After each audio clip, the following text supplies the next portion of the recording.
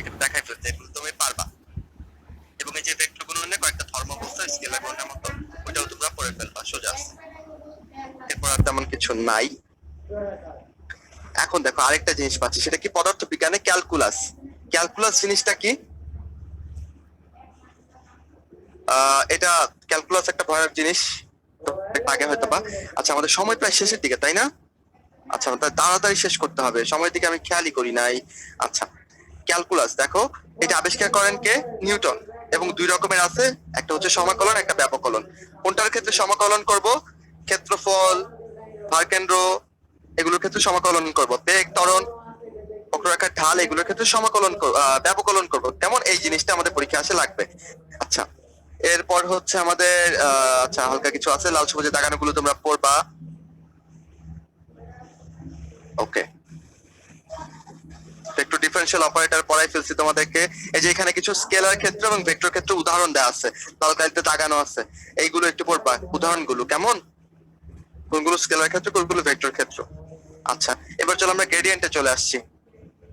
আচ্ছা, আমরা আবার একটু স্লাইডটাতে যাই, আমাদের লাস্ট টপিক, সেটা শেষ করে আমরা ক্লাস শেষ করে দিব। চলো।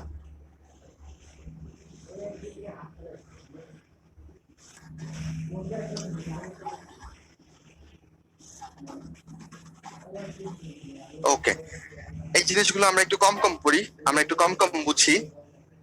তো দেখো, একটু বোঝার চেষ্টা করি। ডাইভারজেন্স, এটার বাংলা কি জানো? এটা বাংলা হচ্ছে অপসারিতা। কি বলো? অপসারিতা। এখন বলবো ভাই আরো কঠিন করলেন, অপসারিতা কি জিনিস? দেখো, অবতল লেন্স দিয়ে তুমি যখন আলো পাঠাও, আলোটা কি হয়? দূরে সরে যায় না? এটা হচ্ছে অপসারিতা, আরো আরো দূরে সরে যাওয়া। আর অভিসারিতা, এটা তোমরা বুঝছো, উত্তল লেন্স দিয়ে আলো পাঠাইলে কি হয়?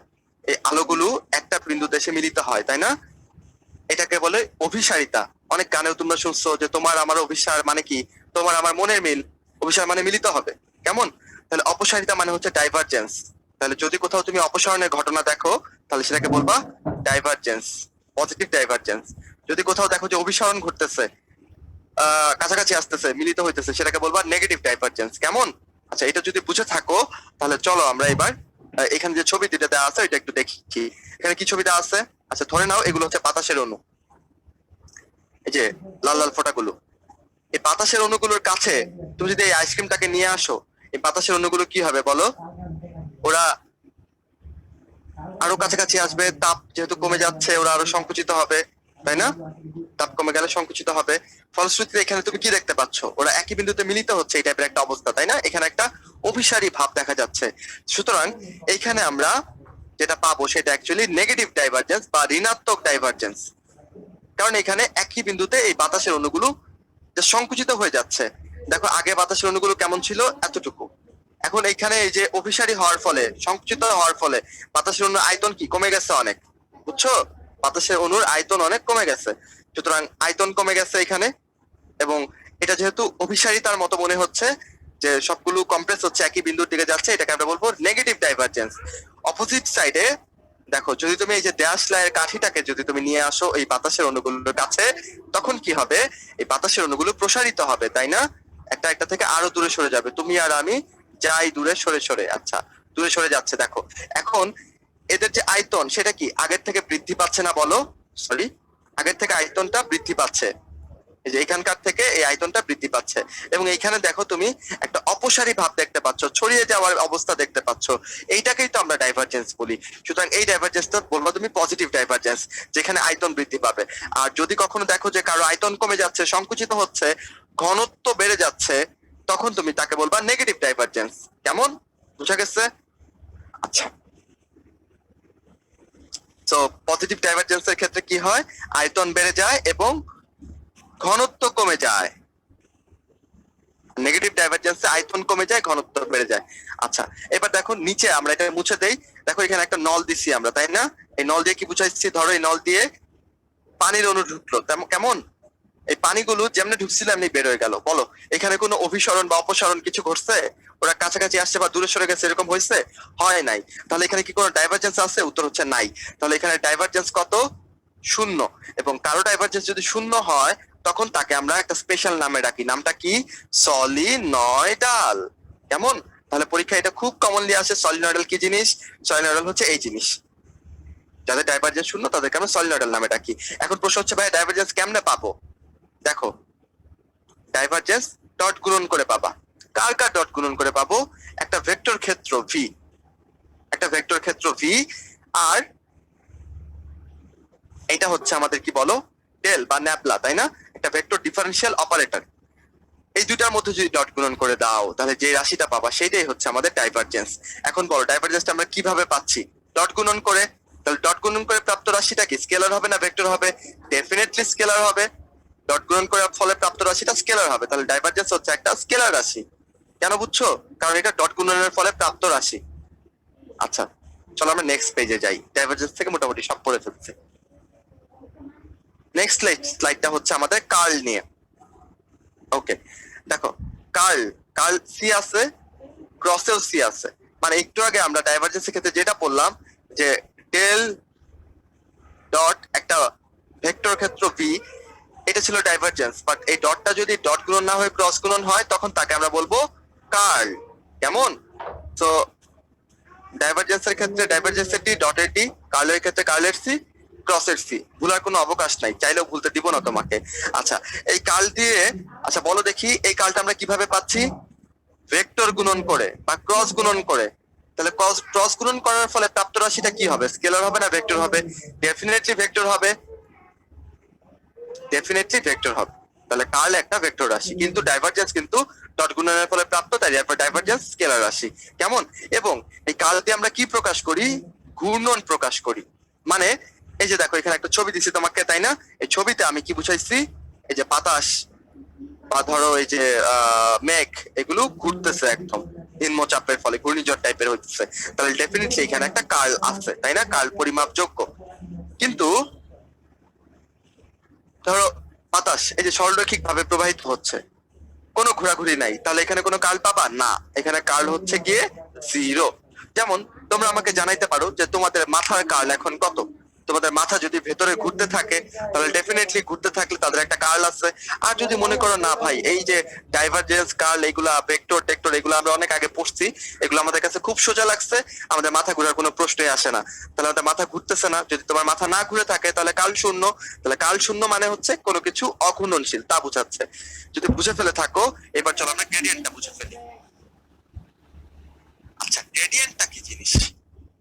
দেখো, এটা একটা হারিকেন, হাতে যে হারিকেন ধরে দেয় সেই হারিকেন। এই হারিকেনের এইখানে একটা তাপমাত্রা আছে, এই বিন্দু থেকে এই বিন্দুতে তাপমাত্রাটা কি একটু বেশি, তাই না? এই বিন্দুতে তাপমাত্রা আরো বেশি, এই কাছাকাছি বিন্দুতে তাপমাত্রা আরো বেশি। দেখো, তাপমাত্রা সে তো একটা স্কেলার রাশি বা স্কেলার ক্ষেত্র। সেই তাপমাত্রাকে ধরো আমরা 5 দিয়ে প্রকাশ করতেছি, একটা স্কেলার ক্ষেত্র, সে স্কেলার। কিন্তু আমি যদি বলি তাপমাত্রা বৃদ্ধি কোন দিকে হচ্ছে, তাহলে তো তুমি আমাকে দেখাইতে পারবা ভাইয়া এই দিক থেকে এই দিকে হচ্ছে। তাহলে তাপমাত্রা যদিও স্কেলার, আমরা যদি বলি তাপমাত্রা বৃদ্ধি, সে কিন্তু একটা ভেক্টর রাশি হয়ে যাচ্ছে। দেখছো? সো বৃদ্ধির যে রেটটা সেটা কিন্তু একটা ভেক্টর রাশি হয়ে যাচ্ছে, তাকে কিন্তু আমরা ভেক্টর দিয়ে দেখাইতে পারতেছি। তাহলে এখানে কি হচ্ছে? একটা স্কেলার ক্ষেত্র একটা ভেক্টর রাশিতে রূপান্তরিত হচ্ছে, এটাই গ্রেডিয়েন্ট। গ্রেডিয়েন্টকে আমরা গাণিতিক ভাবে কিভাবে প্রকাশ করি? দেখো, এই যে জাস্ট ডেল যে আছে আমাদের ভেক্টর ডিফারেন্সিয়াল অপারেটর, সেটা দিয়ে এই যে আমাদের তাপমাত্রার মতো যে স্কেলার ক্ষেত্রগুলো আছে সেটার সাথে একটা জাস্ট নরমাল গুণন করে দেই, ডট গুণন না, বীজগণিতিক একটা গুণ করে দেই। কেমন? বীজগণিতিক গুণ করার ফলে আমরা যেটা পাই সেটাই হচ্ছে আমাদের গ্রেডিয়েন্ট। আচ্ছা, এখন মনে করে দেখো, আমি শুরুতে বলছিলাম যে গ্রেডিয়েন্ট পড়ানোর সময় একটা জিনিস ধরবো, সেটা কি ছিল? যে এই যে একটা ভেক্টরের সাথে, এটা তো ভেক্টর আর এটা তো স্কেলার, যদি আমরা বীজগণিতে গুণ করি তাহলে প্রাপ্ত রাশিটা কি হবে? মনে করে দেখো, প্রাপ্ত রাশিটাও ভেক্টর হবে। তাহলে গ্রেডিয়েন্ট কি বলো? একটা ভেক্টর রাশি, স্কেলার রাশিকে ভেক্টর রাশিতে রূপান্তরিত করার উপায় হচ্ছে গ্রেডিয়েন্ট। এবং গ্রেডিয়েন্টের দিকটা কোন দিকে? এই যে ম্যাক্সিমাম রেট অফ ইনক্রিজ, যে দিক থেকে যেদিকে বাড়তে থাকবে, বাড়ার যে দিকটা, এটাই হচ্ছে গ্রেডিয়েন্টের দিক, যেহেতু সে একটা ভেক্টর রাশি। কেমন?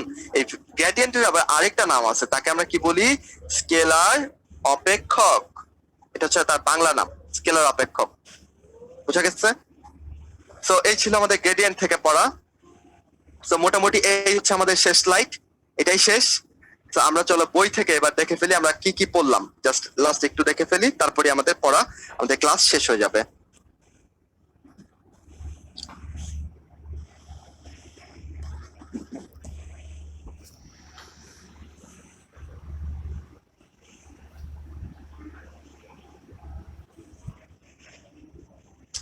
আচ্ছা, ক্যালকুলাস তো আমরা দেখলাম, ভেক্টর অপারেটর এগুলো তো দেখে ফেলছি। দেখো এই যে এখানে গ্রেডিয়েন্টের কিছু ভৌত তাৎপর্য লেখা আছে, তাই না? তো এটা তো পড়াই ফেলছি। দেখো গ্রেডিয়েন্ট একটা ভেক্টর রাশি, বৃদ্ধি হারের সমান। আচ্ছা, তো সবগুলো তুমি পড়ে ফেলছো।